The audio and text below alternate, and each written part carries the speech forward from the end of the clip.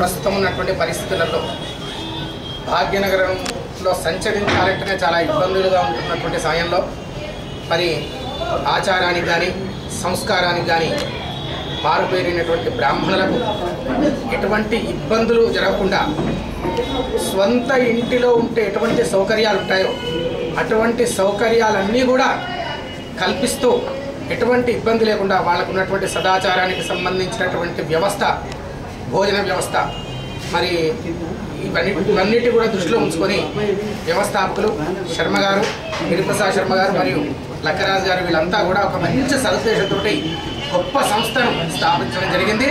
ఇక్కడికి వచ్చి చూసిన తర్వాత మాకు సంపూర్ణమైనటువంటి ఆనందం కలిగింది. ఈ సంస్థ దినదిన ప్రవర్ధమానంగా ఇంకా ఎదిగి జిల్లా స్థాయి, రాష్ట్ర స్థాయి నుండి దేశ స్థాయి కూడా చేరాలన్నటువంటి సదుద్దేశంతో ప్రతి ఒక్క బ్రాహ్మణులు దీనికి సహకరించాలి, ఇక్కడి సేవలు పొందాలి, ఇక్కడికి అవసరం ఉన్నటువంటి సేవను కూడా చేయాలని అందరినీ ఆకాంక్షిస్తున్నాను. శ్రీమాత్రే నమః. శ్రీరామ్ గారు, అయ్యో మీరు సార్ శ్రీరామ్ శర్మ గారు కాదు, చెప్పిన దానికి 2 ముక్కలు మాట్లాడితే బాగుంటుంది.